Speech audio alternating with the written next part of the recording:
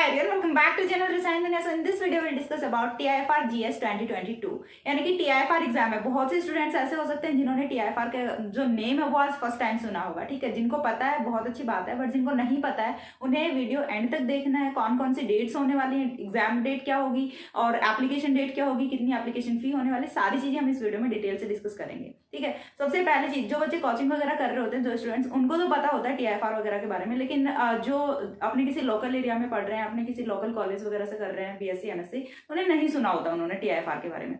तो सबसे पहली चीज मैं आपको बता दूं कि TIFR है वो क्या होता है, कौन से कोर्सेज ये अवेलेबल कराता है, ठीक है, और क्यों, कितना इंपॉर्टेंट होता है ये। तो सबसे पहले TIFR है, उसका फुल फॉर्म है, फुल नेम है, वो होता है Tata institute of fundamental research. जैसे आपने बिट्स के बारे में सुना होता है, ठीक है, बिट्स के बारे में सब लोगों ने सुना होता है, इंटरनेशनल लेवल पे भी सुना होता है बिट्स के बारे में। वैसे ही जैसे बिरला का इंस्टीट्यूट है, वैसे ही टाटा के भी इंस्टीट्यूट्स हैं, और ये है Tata institute of fundamental research. ये लोग क्या कराते हैं, PhD कराते हैं, MSc कराते हैं, इंटीग्रेटेड PhD कराते हैं, ठीक है। तो ये क्या हुआ, Tata institute of fundamental research graduate school 2022 के बारे में ये एप्लीकेशन है, ठीक है। इतनी चीज समझ आई। अब यहाँ से MSc करने के या फिर यहाँ से PhD करने के बेनिफिट्स हैं वो क्या होते हैं, तो देखिए, हर किसी का ड्रीम होता है कि हमें IIT, NIT या फिर IISc ऐसे किसी इंस्टीट्यूट में जाना है। बट TIFR की यदि मैं बात करूं तो जो आपके इवन कई जो IITs होते हैं उनसे भी काफी अच्छा इंस्टीट्यूट है ये, जहां पे आप डायरेक्ट जो साइंटिस्ट होते हैं उनके कांटेक्ट में आते हैं, जो डायरेक्ट साइंटिस्ट होते हैं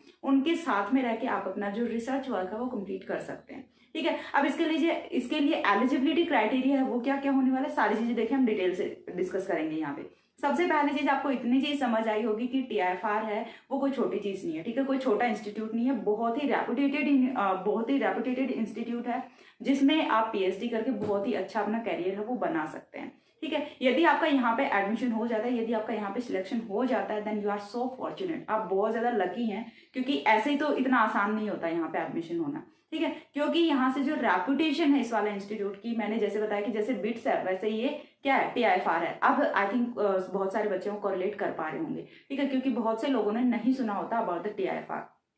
अब यहाँ से देखिए, दो प्रोसेस होते हैं आपके जानने के। एक तो सबसे पहले एलिजिबिलिटी क्राइटेरिया की बात करते हैं। तो एलिजिबिलिटी क्राइटेरिया से पहले हमें देखना पड़ेगा कि कौन कौन से कोर्सेज होते हैं। अलग अलग कोर्स के लिए एलिजिबिलिटी क्राइटेरिया वो अलग अलग है। सबसे पहला मेजर यदि मैं बात करूँ तो वो मैं बात करती हूँ अबाउट द PhD, कि यदि आप PhD करना चाहते हैं फ्रॉम TIFR तो आपका जो एलिजिबिलिटी है वो क्या होनी चाहिए। तो यदि आप PhD करना चाहते हैं तो PhD के लिए आपका होना चाहिए MSc, ठीक है। PhD के लिए आपका MSc होना जरूरी है। जिस भी सब्जेक्ट में आप PhD करना चाहते हैं उस सब्जेक्ट में आपका MSc है वो होना जरूरी है, ठीक है। अपना चैनल स्पेसिफिक फॉर केमिस्ट्री है, बट ये जो वीडियो है ये केमिस्ट्री अकेले के लिए नहीं है, ठीक है। ये केमिस्ट्री, बायोलॉजी या फिर आपका मैथमेटिक्स, फिजिक्स सबके लिए कॉमन वीडियो, क्योंकि सारे सब्जेक्ट्स में यहाँ से PhD, MSc और इंटीग्रेटेड PhD कोर्सेज हैं वो प्रोवाइड कराए जाते हैं, ठीक है। तो ऑल सब्जेक्ट्स के लिए है ये यहाँ पे। तो सबसे पहले आपका जिस भी स्ट्रीम में आपने जाना है, जैसे केमिस्ट्री में जाना है, बायोलॉजी में जाना है या फिर आपने जाना है मैथमेटिक्स में, फिजिक्स में, उसमें आपका MSc है वो होना चाहिए, ठीक है।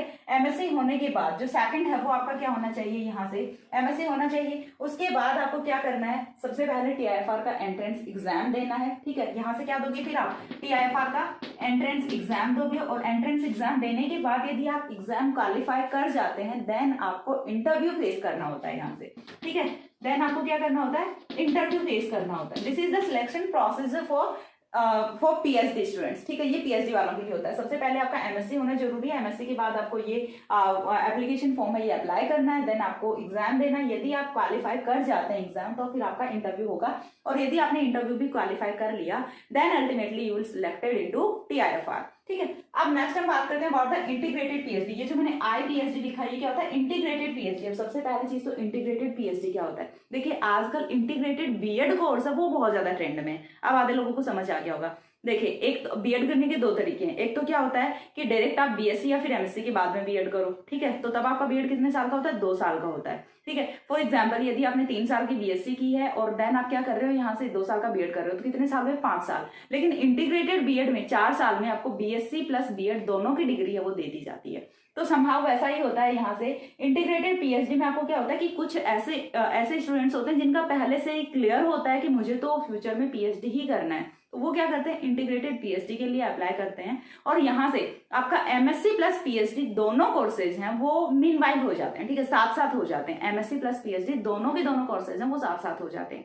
ये होता है आपका इंटीग्रेटेड पीएचडी। बट ऐसा नहीं है कि जैसे 2 साल में एमएससी होती है 2 साल में आप एमएससी प्लस पीएचडी दोनों की डिग्री लेके निकल जाओगे, नहीं, ऐसा नहीं होता। बट यहाँ से आपका एक बार आप 2 साल के लिए एमएससी कर रहे हैं, फिर आप 6 साल पीएचडी में इन्वेस्ट कर रहे हैं, तो आपका यहाँ से थोड़े कम टाइम में हो जाता है, क्योंकि आपका रिसर्च वर्क है वो during the MSc he start हो जाता है, ठीक है। तो जो बच्चे बीएससी वाले हैं उनके लिए बहुत ही अच्छी अपॉर्चुनिटी होती है, और जिन्हें पहले से क्लियर है कि मुझे तो रिसर्च फील्ड में ही जाना है, तो वो लोग आफ्टर बीएससी या फिर आप अभी बीएससी 3rd ईयर में हैं तो भी आप लोग अप्लाई कर सकते हैं। यदि हो गया है तो बहुत ही अच्छी बात है। यदि आपने बीएससी कर लिया है तो आप अप्लाई कर सकते हैं इंटीग्रेटेड पीएचडी के लिए। यदि आप अभी बीएससी 3rd ईयर में हैं तो भी आप अप्लाई कर सकते हैं for the integrated PhD. BSc आपको करनी है, देन आपका सेम टीआईएफआर का एग्जाम होने वाला है और देन आपका इंटरव्यू होगा। यदि आपको पीएचडी में जाना है तो इंटरव्यू है वो यहाँ से नेसेसरी होता है। बट यदि आपको ओनली एमएससी करना है तो जो बीएससी वाले हैं या फिर जो बीएससी जिन्होंने कर लिया है या फिर जो बीएससी 3rd ईयर वाले हैं, ठीक है, जो लोग स्पेशली आईआईटी जैम वगैरह के लिए प्रिपेयर कर रहे हैं, तो आईआईटी जैम वाले हैं उनके लिए भी बहुत अच्छी अपॉर्चुनिटी है। कहीं ऐसा ना हो कि आप सिर्फ आईआईटी जैम में लगे हुए हैं, क्योंकि टीआईएफआर है वो भी काफी अच्छा इंस्टीट्यूट है। यदि आपका यहाँ पे हो जाता है तो ये भी बहुत अच्छी बात है, ठीक है। तो यहाँ से जो कंडीशन है वो क्या होती है, ओनली बीएससी होती है, आपका इंटरव्यू वगैरह कुछ नहीं होता। तो ये यहाँ से होते हैं फॉर अलग अलग स्ट्रीम, यहाँ से अलग अलग सिलेक्शन क्राइटेरिया जो होता है, सिलेक्शन प्रोसीजर होता है, वो मैंने आपको बता दिया। अब यहाँ से बढ़ने का फायदा क्या होता है, देखिए, यदि आपने नेट या फिर गेट क्वालिफाई किया होता है और फिर आप कहीं से पीएचडी कर रहे होते हैं, देन आपको फेलोशिप मिलती है। बट यदि आपने नेट और गेट अनफॉर्चुनेटली आपसे नहीं निकला है अभी तक और फिर भी आपको पीएचडी करना है और आपके पास में पैसे नहीं है, तो TIFR is one of the best option. क्यों? क्योंकि ये आपको इंस्टीट्यूट फेलोशिप भी प्रोवाइड कराते हैं, और ऐसे नहीं है कि कोई एमएससी यूनिवर्सिटी है, स्टेट यूनिवर्सिटी है, ठीक है, नेशनल इंस्टीट्यूट है और काफी रेपुटेटेड इंस्टीट्यूट है, और जो कि साथ में आपको फेलोशिप भी प्रोवाइड कराता है, और साथ में जो भी आपकी हॉस्टल या फिर जो भी आपके अदर जो भी खर्चे होते हैं वो भी ये देता है, ठीक है। ये अदर जो भी आपके एक्सपेंसेस होते हैं वो भी पे करता है। अब यहाँ से जो फेलोशिप होती है वो कितनी होती है, तो फेलोशिप देखिए, पीएचडी वालों के लिए जो फेलोशिप होती है वो होती है 31,000 पर मंथ आपको फेलोशिप दी जाती है। साथ ही आपकी परफॉर्मेंस के बेसिस पे यहाँ से आफ्टर 1 ईयर फेलोशिप है वो इंक्रीज करके और कितनी कर दी जाती है, 35,000 कर दी जाती है, ठीक है। 1 साल बाद यदि आपका परफॉर्मेंस अच्छा रहता है, यदि आप अच्छे से अपना रिसर्च वर्क कर रहे हैं, तो फिर आपकी ये फेलोशिप है ये 35,000 पर मंथ कर दी जाती है, वरना फिर ये 31 रहती है, ठीक है। नेक्स्ट यदि हम बात करें इंटीग्रेटेड पीएचडी के लिए, तो इंटीग्रेटेड पीएचडी के लिए कितनी रहती है, 21,000 रहती है, और ये भी आफ्टर सम टाइम इंक्रीज करके और 35,000 तक कर दी जाती है, ठीक है। यदि हम बात करें अबाउट द एमएससी, तो एमएससी के लिए फेलोशिप है वो यहाँ से 16,000 होती है, ठीक है। एमएससी के लिए फेलोशिप है वो कितनी होती है, 16,000 होती है। इतनी चीज आपको समझ आई कि टीआईएफआर है वो क्यों जरूरी है और किन लोगों को अप्लाई करना चाहिए और क्या क्या कोर्सेज यहाँ से होते हैं for all subjects, physics, chemistry, mathematics and biology सभी के लिए होते हैं। और ये चीज तो आप लोगों को पता ही होगा कि जो भी पीएचडी के जितने भी एग्जाम्स होते हैं या फिर नेट गेट की मैं बात कर लूँ तो बॉटनी एंड जूलॉजी के लिए कॉमन ही होते हैं, ठीक है, जिन्हें लाइफ साइंस कंसिडर किया जाता है। इतनी चीज आपको समझ आनी चाहिए, ठीक है। अब यहाँ से हम बात करते हैं अबाउट द इम्पोर्टेंट डेट्स, ठीक है। डेट्स कौन कौन सी होने वाले हैं, तो एप्लीकेशन फॉर्म के लिए जो डेट है, यानी कि आप कब से कब तक अप्लाई कर सकते हैं, यही तो है सबसे इम्पोर्टेंट। तो ये है आपकी 8 अक्टूबर यानी कि आज से और 7 नवंबर 2021 तक। कहीं आप इसे 22 मत कंसिडर करके चल लेना कि ये तो 2022 होगा, ठीक है, ठीक है, नहीं, ये क्या होगा, 2021 होने वाला है। 7 अक्टूबर से ये क्या होगा, 8 अक्टूबर यानी कि आज से 7 नवंबर तक आपका एप्लीकेशन फॉर्म है वो आप अप्लाई कर सकते हैं। नेक्स्ट यहाँ से आता है download admit card. Admit card देखिए सारी की सारी चीजें वो पहले से यहाँ पे ऑलरेडी आ चुकी हैं, सारी डेट्स। एडमिट कार्ड आपको अवेलेबल हो जाएंगे on the site of TIFR on 21 नवंबर, ठीक है। 21 नवंबर को आपको जो एडमिट कार्ड्स हैं वो यहाँ से मिल जाते हैं। नेक्स्ट यहाँ से आता है एंट्रेंस एग्जामिनेशन। एंट्रेंस एग्जामिनेशन की यदि मैं बात करूँ तो एंट्रेंस एग्जामिनेशन आपका जो नेशन एंट्रेंस एग्जामिनेशन होगा, ठीक है, पूरे इंडिया में एक ही दिन इसका एंट्रेंस एग्जामिनेशन है वो होने वाला है।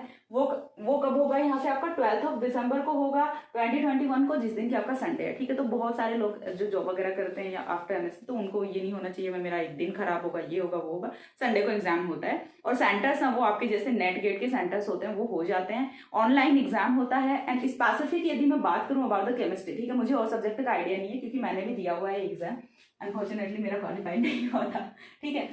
इसमें कोई छुपाने वाली बात नहीं। तो इसमें 40 क्वेश्चन वो पूछे जाते हैं केमिस्ट्री में, बाकी का मुझे नहीं पता है, ठीक है। 40 क्वेश्चन वो पूछे जाते हैं। 3 आवर्स का एग्जाम होता है आपका, 3 आवर्स का एग्जाम होता है, 40 क्वेश्चन पूछे जाते हैं। एंड साथ ही में यदि मैं बात करूं यहाँ से तो मॉर्निंग टाइम में होता है, मॉर्निंग टाइम में आपका एग्जाम होगा केमिस्ट्री वालों का 9:30 to 12:30, ठीक है। 9:30 to 12:30 ये एग्जाम का टाइमिंग होने वाला है 12 दिसंबर को, संडे को, और केमिस्ट्री वालों के लिए, ठीक है। केमिस्ट्री का बता रही हूँ टाइमिंग में, ठीक है। जो अलग अलग सब्जेक्ट है उनका टाइमिंग है वो अलग अलग होगा, ठीक है। शाम तक की शिफ्ट में एग्जाम्स वो चलने वाली हैं। तो ये केमिस्ट्री वालों के लिए 9:30 to 12:30 तक एग्जाम का टाइम है वो होने वाला है। तो एग्जाम डेट का पता चल गया, एडमिट कार्ड है वो कब आप डाउनलोड कर सकते हैं उसका आपको पता चल गया, और जो एप्लीकेशन फॉर्म है उसकी डेट का आपको पता चल गया। अब हम बात कर लेते हैं अबाउट द रिजल्ट। रिजल्ट है वो कब तक आ जाएगा, तो रिजल्ट है वो आ जाएगा by the end of January, जनवरी के लास्ट तक रिजल्ट है वो रिलीज कर देंगे। रिजल्ट रिलीज करने के बाद आपको क्या करना है, रिजल्ट रिलीज करेंगे और उसके बाद जो भी शॉर्ट लिस्टेड कैंडिडेट्स होने वाले हैं, ठीक है, जो भी शॉर्ट लिस्टेड कैंडिडेट्स होने वाले हैं, यानी कि जिनका TIFR का जो एंट्रेंस एग्जाम है जिन्होंने क्वालिफाई कर लिया है, उन्हें ये नोटिफाई करेंगे थ्रू मेल, ठीक है, उन्हें नोटिफाई करेंगे थ्रू मेल। बाकी जिनका नहीं हुआ है उनका नहीं। कभी आप सोचो कि मुझे तो कॉल आएगा कि जी आपका सिलेक्शन हो गया, ऐसा कुछ नहीं है। ये सिर्फ आपको एक मेल करेंगे that you are short listed for interview at TIFR, ठीक है। तो TIFR के लिए आप इंटरव्यू के लिए शॉर्ट लिस्ट है वो हो जाएंगे, ठीक है। उसके बाद आपको क्या करना है, इंटरव्यू देना है। उसके बाद आपको क्या करना होता है, इंटरव्यू देना होता है। ये यहाँ से प्रोसीजर होता है। अब हम बात कर लेते हैं सबसे मेन इंपॉर्टेंट चीज, that is application fees. Application fee है ये बहुत ज्यादा इंपॉर्टेंट चीज होती है, क्योंकि PhD के यदि मैं एप्लीकेशन फॉर्म्स की बात करूं, जैसे मैंने अभी 3-4 दिन पहले रिसेंटली एक वीडियो बनाया था about the Rajasthan university, PhD for Rajasthan university. तो उसका यदि मैं एप्लीकेशन फी की बात करूँ तो मैंने आपको बताया था कि इसका एप्लीकेशन फी है वही 2,500 रुपये होता है। जैसे यदि हम बात करें बिट्स की, तो बिट्स का भी कितना होता है, 2,500 रुपये होता है। तो यदि हम बात करते हैं जो PhD के एप्लीकेशन फॉर्म्स होते हैं, इनकी फी है वो काफ़ी ज़्यादा होती है, लेकिन यहाँ पे वो चीज़ आपके साथ में नहीं हो रही है। एप्लीकेशन फी है वो भी बहुत कम है, ठीक है। एप्लीकेशन फी देखिए 2,500 रुपये आप एक फॉर्म के लिए यहाँ से स्पेंड कर रहे हैं, साथ में आप एग्जाम देने जा रहे हैं, कहीं दूर आपका सेंटर आता है, उसका अलग से खर्चा हो जाता है, यानी कि एक एग्जाम पे आपका 7 से 8,000 रुपये आराम से चले जाते हैं। अब MSc करने के बाद वैसे ही एक तो आप बेरोजगार हो जाते हैं, ठीक है, बेरोजगार हो जाते हैं, घर वालों से कब तक पैसे लेंगे, नहीं ले सकते। तो ये चीज़ जो पैसा है ये सबसे ज़्यादा मैटर करती है। तो एप्लीकेशन फी है वो बहुत ज़्यादा नहीं है। ये फॉर मेल कैंडिडेट्स, यहाँ पे इन्होंने बहुत ज़्यादा पार्शियलिटी वो कर दी है यार। रिसोर्सेज है वो तो मेल्स के पास में भी इतने होते हैं, फीमेल्स के पास में भी इतने होते हैं। ये यहाँ से इनका गलत डिसीजन है, आई थिंक, मुझे ऐसा लगता है, ठीक है। और फीमेल कैंडिडेट्स के लिए इन्होंने रखा है 600 और यहाँ से इन्होंने रखा है 1200, यानी कि 1200 रुपीज है। 1200 रुपए वो मेल कैंडिडेट्स के लिए होंगे और 600 रुपए वो फीमेल कैंडिडेट्स के लिए होंगे। ये यहाँ से होता है अबाउट द एप्लीकेशन फी। अब इसके बाद कुछ और बच गया, सिलेबस है वो सबसे इंपॉर्टेंट होता है। तो सिलेबस आपको क्या पढ़ना है, तो सिलेबस का देखिए एज सच TIFR ने कुछ अलग से क्राइटेरिया रखा नहीं है। जो बच्चे IIT जैम वगैरह के लिए प्रिपेयर कर रहे हैं तो वो अपना उसी का प्रिपरेशन करते रहें, ठीक है, क्योंकि उन्हें तो MSc में एडमिशन लेना है ना। तो जितना आपने अभी तक BSc में 11th-12th में जितनी भी आपने केमिस्ट्री या फिर जो भी आपका डिजायरेबल सब्जेक्ट है, जो भी आपने पढ़ा है, आप उसी को पढ़ते रहिए पूरा का पूरा। बस वही फंडामेंटल्स, वही बेसिक्स हैं वो अपने सब्जेक्ट के क्लियर रखिए, ठीक है। इंटीग्रेटेड PhD वालों के लिए, इंटीग्रेटेड PhD और PhD वालों के लिए सिलेबस है वो सेम होता है, जो कि आपका नेट गेट का सिलेबस होता है। आप वही उसी चीज को प्रिपेयर कीजिए। और यदि आपको ज़्यादा नॉलेज चाहिए कि मैम पेपर का पैटर्न वगैरह कैसा होता है, तो जो साइट होगी TIFR की साइट है, उसका लिंक है वो आपको डिस्क्रिप्शन में दे दूंगी। तो साइट है, वहाँ पे जाके आप प्रीवियस ईयर के जो क्वेश्चन पेपर्स हैं वो भी डाउनलोड कर सकते हैं। वहाँ पे अवेलेबल होते हैं सब्जेक्ट वाइज। तो जिस सब्जेक्ट में आपको करना है आप उसी सब्जेक्ट के अकॉर्डिंग जो पेपर्स हैं वो डाउनलोड कर सकते हैं, ठीक है। तो ये था अबाउट द TIFR। अब इसके इंस्टीट्यूट्स हैं वो कहाँ कहाँ पे हैं, तो मुंबई एंड हैदराबाद। वैसे तो बाकी तो बहुत सारे इंस्टीट्यूट्स हैं, बट स्पेसिफिक यदि मैं बात करूं अबाउट द TIFR की, यदि आप PhD के लिए सिलेक्ट होते हैं या फिर इंटीग्रेटेड PhD या फिर MSc, तो आप कहाँ कहाँ पे जा सकते हैं, तो आप जा सकते हैं हैदराबाद जा सकते हैं या फिर मुंबई जा सकते हैं, ठीक है। 2 अपॉर्चुनिटीज आपके पास में होती हैं and one of the best institute है TIFR। तो बिल्कुल भी सोचना नहीं है, सारे लोगों को फॉर्म फिल कर देना है, फॉर्म अप्लाई करना जरूरी है।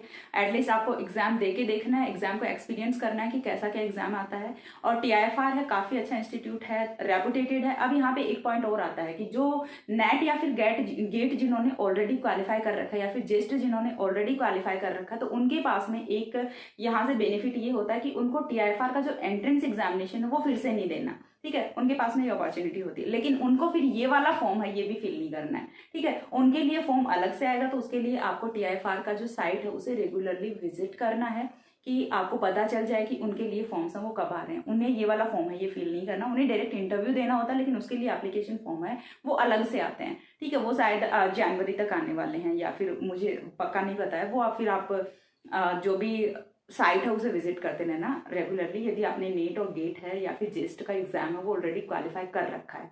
ठीक है, तो जब तक नेट का फॉर्म नहीं आ रहे हैं, क्योंकि नेट 1 साल हो गया है, नेट का अभी तक कोई अता पता है नहीं, तो ये काफ़ी अच्छी अपॉर्चुनिटी है। जैसे गेट के एग्जाम्स आ रहे हैं, TIFR के आ रहे हैं, तो आप डिले मत करिए। ठीक है, यदि आपको PhD में जाना है तो और भी बहुत सारी अपॉर्चुनिटी हैं, सिर्फ आप JRF के थ्रू ही नहीं जा सकते हैं, और TIFR is one of them. ठीक है, TIFR उनमें से एक है और काफ़ी अच्छे एग्जाम है। तो BSc वालों को भी अप्लाई करना है, MSc जो कर रहे हैं उनको भी करना है, और जिनका MSc हो चुका है उनको भी करना है। ठीक है, और एग्जाम तो अच्छा जाएगा ही क्योंकि आप अच्छे से प्रिपरेशन कर रहे हैं। आज के वीडियो में इतना ही था। नेक्स्ट यदि ऐसा कोई भी आता है एज सच कोई भी application form, then I will update. और आज का वीडियो में इतना ही, नेक्स्ट मिलता है दूसरे वीडियो में, तब तक के लिए सी या, have a good day, thanks for watching.